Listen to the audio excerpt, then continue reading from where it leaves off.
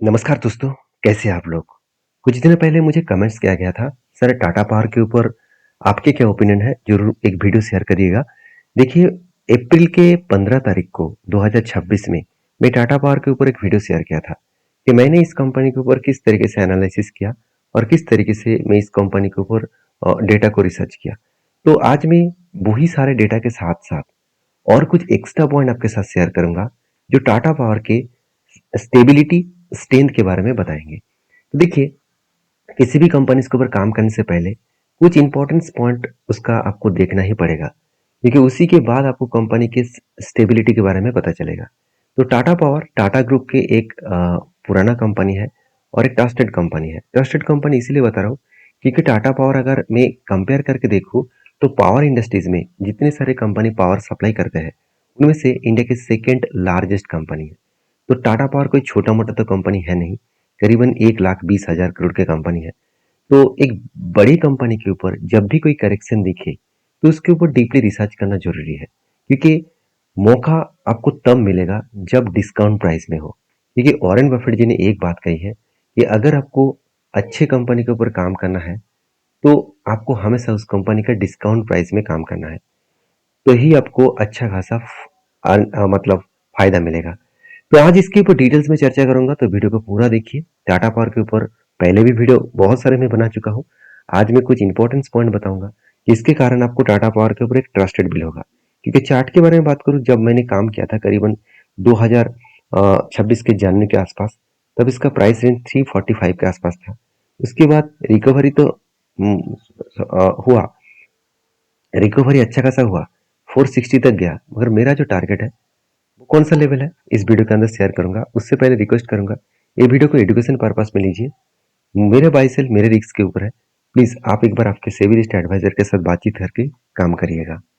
Tata power मुझे इतना strong इसीलिए लगता है कि कंपनी का फाइनेंशियल डिटेल्स तो अच्छा है, उसके साथ साथ कंपनी का अपकमिंग जो प्रोजेक्ट है, अपकमिंग जो टारगेट है 2030 के अंदर, 2026 से लेकर 2030 के अंदर कंपनी बहुत सारे ऐसे टारगेट लेकर चल रहा है जो टारगेट कंपनी को पीक पर लेके जाएगा। जैसे देखिए, कंपनी का बैटरी एनर्जी स्टोरेज जो मुंबई में बन रहा है, वो करीबन 300 करोड़ का बैटरी एनर्जी स्टोरेज सिस्टम बन रहा है। तो कंपनी का टारगेट बहुत बड़ा है, क्योंकि कंपनी बता रहा है कि रिन्यूएबल जो प्रोजेक्ट है, सोलर एंड विंड प्रोजेक्ट, उसके ऊपर भी काम कर रहा है और उसके ऊपर भी तेजी से ग्रोथ करेगा। साथ ही साथ कंपनी लार्जेस्ट सोलर एक्सपेंशन कर रहा है प्रोजेक्ट के ऊपर। कितना? 752 मेगावाट सोलर प्रोजेक्ट बना रहा है। और साथ ही साथ कंपनी का टारगेट है कि गीगावाट तक पहुंचे, और वो भी कुछ फ्यू ईयर्स में। और वो भी कितना? करीबन करीबन 5.2 गीगावाट प्रोजेक्ट लास्ट 2 ईयर्स में कंपनी का टारगेट है। तो सोलर प्रोजेक्ट का भी टारगेट है और विंड प्रोजेक्ट का भी टारगेट है। साथ ही साथ कंपनी 5.2 गीगावाट का भी प्रोजेक्ट का टारगेट है। देखिए, सरकार पहले ही बता चुका है, तो गवर्नमेंट पहले ही बता चुका है कि अच्छा खासा पॉइंट ऑफ व्यू से देखा जाए तो सरकार के टारगेट है सोलर और विंड प्रोजेक्ट, न्यूक्लियर प्रोजेक्ट, इस तरीके से प्रोजेक्ट और हाइड्रो प्रोजेक्ट, इस तरीके से प्रोजेक्ट के ऊपर ज़्यादा से ज़्यादा वो एक्सपेंड करेंगे। तो उस बेसिस में जो कंपनी इस फील्ड में काम करेगा तो उसका ग्रोथ होगा।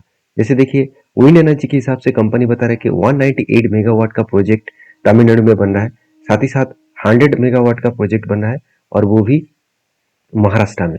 इसका मतलब क्या है? कंपनी हाईली फोकस्ड है। साथ ही साथ हाइब्रिड पावर प्रोजेक्ट के ऊपर भी कंपनी काम कर रहा है, जैसे सोलर, विंड, साथ ही साथ स्टोरेज। तो इस तरीके से प्रोजेक्ट के ऊपर भी कंपनी काम कर रहा है। और मैंने आपको पहले भी बताया था कि कंपनी सिर्फ इस प्रोजेक्ट के ऊपर काम नहीं कर रहा है, कंपनी पावर स्टेशन भी बना रहा है। और जो चार्जिंग स्टेशन है, हर पेट्रोल पंप में वो चार्जिंग स्टेशन, अलग अलग जगह पे चार्जिंग स्टेशन बनाने जा रहा है।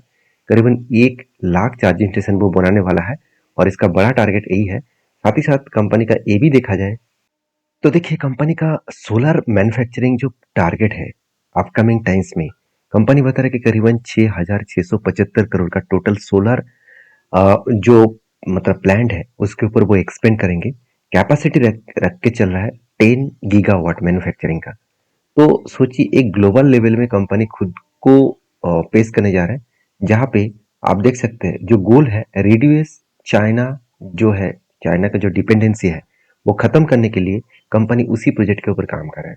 तो जिसका डिमांड अपकमिंग टाइम्स में सबसे ज्यादा है, और चाइना से जो प्रोडक्ट आ रहा है, अगर उसका डिमांडेंसी कम करने के लिए जो कंपनी सोच रहे हैं, उसका ग्रोथ ऑफ अपॉर्चुनिटी बढ़ने का चांसेस बहुत ज़्यादा होते हैं।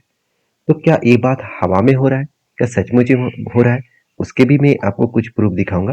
तो चलो उससे ज़्यादा आप पॉइंट्स देखिए। रूफटॉप जो सोलर्स है, तो उसके ऊपर भी कंपनी काम करे, करीबन 1.5 लाख रूफटॉप सोलर इंस्टॉलेशन कर चुके हैं ऑल ओवर इंडिया में। और उसका प्रोजेक्ट भी बहुत बड़ा है। कंपनी का टारगेट है 2027 तक वो 1 करोड़ तक टारगेट को पहुंचेंगे। तो सबसे पहले देखिए, मैं ये डेटा इसीलिए दिखा रहा हूँ क्योंकि जो लोग सोचते हैं कि कंपनी कैसा है, कंपनी का अपकमिंग प्रोजेक्ट क्या है, कंपनी किस तरीके से काम कर रहा है, तो उसको जानने के लिए अगर उसका बेस ऑफ पॉइंट ना चले तो हम लोग काम नहीं कर पाएंगे। तो कंपनी का देखिए, न्यूक्लियर एनर्जी के ऊपर कंपनी ये भी बता रहे कि टू अलग प्लानिंग है। 220 मेगावाट का न्यूक्लियर प्लांट है, दो अलग अलग, जो गवर्नमेंट के साथ टैप करके वो काम कर रहा है। और साथ ही साथ कंपनी का smart grid and power training के ऊपर भी काम कर रहा है। साथ ही साथ कंपनी मैसिव एक्सपेंशन कर रहा है। प्लान के बिगेस्ट टारगेट है करीबन 1.25 लाख करोड़ का इन्वेस्टमेंट है 2030 के अंदर अंदर, जहाँ पे 30 गीगावाट तक कंपनी पहुंचने वाले हैं टोटल ओवरऑल कैपेसिटी के हिसाब से। यहाँ पे 70% एनर्जी है जो रेन्यूएबल से चलेगा, मतलब रेन्यूएबल एनर्जी से आएगा। तो एक बड़ा सा टारगेट है जिस टारगेट को कंपनी फुलफिल करने के लिए बेसब्री से इंतजार कर रहा है, और उसका फुलफिल करने के बाद ही सबसे ग्रोथ हम लोगों को मिलने वाले हैं। तो कंपनी का टारगेट क्या है वो तो पता चल गया। अभी कंपनी किस तरीके से अभी करेंट लेवल में है वो भी तो देखना पड़ेगा ना। तो देखिए, मैं पहले ही बता चुका हूँ, कंपनी का ये सबसे बड़ा टारगेट है 1 लाख चार्जिंग स्टेशन वो बनाने वाला है 2025 के अंदर। वो टारगेट भी कंपनी फुलफिल कर चुके हैं। अभी देखिए, कंपनी का मैं फाइनेंशियल डिटेल्स के ऊपर लेके जाऊंगा। उससे पहले कंपनी का आर देखेंगे तो 10% के आसपास है। हाँ, मुझे कंपनी के एक पॉइंट हमेशा एक वीकनेस लगता है, वो है कंपनी का डेप्थ। कंपनी का डेप्थ कम ही नहीं हो रहा है, करीबन 2% के आसपास है, बहुत ज्यादा डेप्थ है। फिर भी डेप्थ को मिटाने के बाद कोई कंपनी अगर 5,000 करोड़ तक प्रॉफिट कमा रहा है, तो ये मेरे लिए ऑब्वियसली एक पॉजिटिव बात है। क्योंकि कंपनी का जो, अगर प्रॉफिट एंड लॉस के बारे में बात करूं, साल भर के डेटा के वाइज कंपनी इस बार सबसे हाईएस्ट सेलिंग किया। जो पिछले बार सेलिंग किया उससे भी ज्यादा इस बार ऑलमोस्ट आसपास के आसपास सेलिंग है। और एक्सपेंस को मिटाने के बाद कंपनी की जो प्रॉफिट रेशियो है वो आज तक की सबसे हाईएस्ट प्रॉफिट रेशियो है।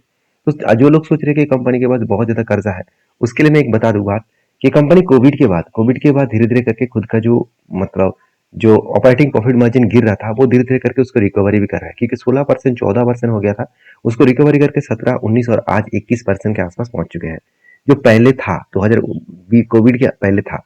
तो मेरे हिसाब से कंपनी फिर से स्टेबल हो रहा है, फिर से खुद को ग्रोथ कर रहा है।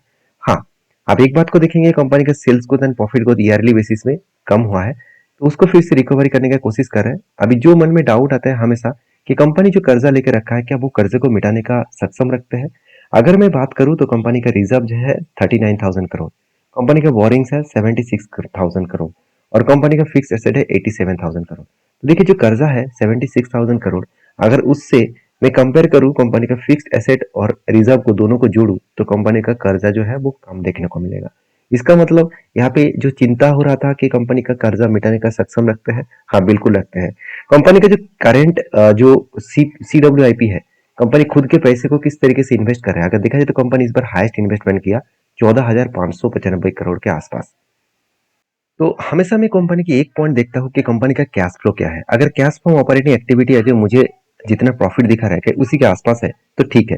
तो जितना कंपनी का प्रॉफिट दिखा रहा है उसी के आसपास है, इसका मतलब कंपनी मैनेजमेंट जो है बहुत स्ट्रांग है। जितना पैसा वो खाते में दिखा रहा है, कितना पैसा मुझे आना था, मतलब खुद के जो उसका जो सेलर है उससे आना था, तो वो पैसा आ गया तो अच्छी बात है। तो कंपनीज के ऊपर एज ए इन्वेस्टर भी क्या कर रहा है वो भी देख लीजिए। अगर इन्वेस्टर के हिसाब से देखूं तो कोई भी इन्वेस्टर खुद के माल नहीं बेचा। इतना खराब टाइम में भी बड़े बड़े मतलब फॉरेन इन्वेस्टर माल बेचकर भाग गया, मगर टाटा मोटर्स के ऊपर कोई भी माल नहीं बेचा, उल्टा कुछ क्वांटिटी को ऐड भी किया। मतलब पब्लिक के पास जो होल्डिंग पॉजिटिव था वो धीरे धीरे करके इंस्टीट्यूशन के पास आ रहा है। इंस्टीट्यूशन तब उस कंपनी के ऊपर इंटरेस्ट दिखाता है जब उस कंपनी का ग्रोथ होने वाला है। तो चलो, पूरे डिटेल्स तो मैंने आपके साथ शेयर किया। अभी मुझे कंपनी का वैल्यूएशन कैलकुलेशन करना है। तो वैल्यूएशन कैलकुलेशन करने से पहले मैं अगर पी रेशियो को देखूं तो कंपनी का पी रेशियो 31 है, इंडस्ट्रीज पी रेशियो भी 31 है। इसका मतलब कंपनी का जो पी रेशियो है वो इंडस्ट्रीज के बराबर है। तो क्या कंपनी का वैल्यूएशन सस्ता है? तो वैल्यूएशन सस्ता होने के देखने के लिए मैं सिर्फ एक ही डेटा को चेकआउट करता हूँ। मुझे सिर्फ एक ही कैलकुलेट करना है कि कंपनी का इंडस्ट्रीज पी रेशियो कितना है, उसके साथ मैं मल्टीप्लाई करूंगा कंपनी का अर्निंग पर शेयर को। तो एक बार मैं आपको करके दिखा देता हूँ। अगर मैं इंडस्ट्रीज पी रेशियो देखूँ तो 31 और अर्निंग पर शेयर देखूँ तो 11.7, इसको मल्टीप्लाई करके मुझे जो रेट मिला 362। मुझे ये कंपेयर करके देखना है कि कंपनी का करंट प्राइस कितना है। अगर मैं करंट प्राइस देखूँ तो 377 और कंपनी का जो दोनों को यहाँ पे मल्टीप्लाई करके आंसर आया 362। इसका मतलब कंपनी का जो वैल्यूएशन है अभी भी सस्ता है। अगर आप कैसे चेकआउट करेंगे, देखिए जो प्राइस आएगा मल्टीप्लाई करके वो अगर करंट प्राइस के आसपास है और करंट प्राइस अगर इस अमाउंट से कम है तो सोचना वैल्यूएशन एकदम सस्ता है। आप जाकर चेकआउट करना टीसीएस इन्फोसिस के ऊपर, तो आपको पता चल जाएगा। तो देखिए मैंने जब आपको चार्ट दिखा था तब मैंने आपको बताया था जब मतलब देखा जाए तो मार्च के मंथ में जब लो किया था कंपनी ने, सॉरी फरवरी, जनवरी फरवरी मार्च इस टाइम ऑफ पीरियड में जब कंपनी ने लो किया था 325 के आसपास, तब मैंने इस कंपनी के ऊपर काम किया और इसके ऊपर मैंने आपको अप्रैल में वीडियो बनाकर शेयर किया। क्योंकि मैं करंट टाइम ऑफ पीरियड में वीडियो नहीं शेयर कर पाऊंगा, क्योंकि मैं कोई सेबी रजिस्टर्ड पर्सन नहीं हूँ कि मैं आपको बाय सेल का रिकमेंड करूँ। मेरा मकसद यह है कि सिर्फ आपको सारे पॉइंट्स दिखा सकूं जिसको आप रिसर्च करें, बैक टेस्टिंग करें, प्रीवियस हिस्ट्री को बैक टेस्टिंग करें, तभी आपको पता चलेगा कि हाँ उस कंपनी क्या कर सकते हैं। तो देखिए मैं यहाँ से काम किया हूँ और उसके बाद मैं हमेशा जब भी कोई लोअर लेवल में काम करता हूँ मैं टॉप लेवल तक इंतजार करता हूँ। तो टॉप लेवल मतलब करीबन करीबन 490 के आसपास इसका प्रीवियस हाई था। तो कब तक मिलेगा वो तो पता नहीं है, मगर ये टोटल रेंज दिखा रहा है 50% के आसपास। तो अभी करेंटली 377 के आसपास चला है, तो कंपनी का स्टेबिलिटी स्ट्रांग है। तो मैं इस कंपनी के ऊपर पॉजिटिव हूँ। आपकी क्या राय है जरूर कमेंट्स करना। तो प्लीज इस वीडियो को रिकमेंडेशन के हिसाब से मत लेना, एक बार रिसर्च करना उसके बाद काम करना। मिलते हैं नेक्स्ट वीडियो में, और हम मुझे कमेंट्स करके बताना आप किस कंपनी के ऊपर वीडियो देखना चाहते हैं। उसके ऊपर मैं डिटेल्स में वीडियो आपके साथ शेयर करूंगा। Thank you.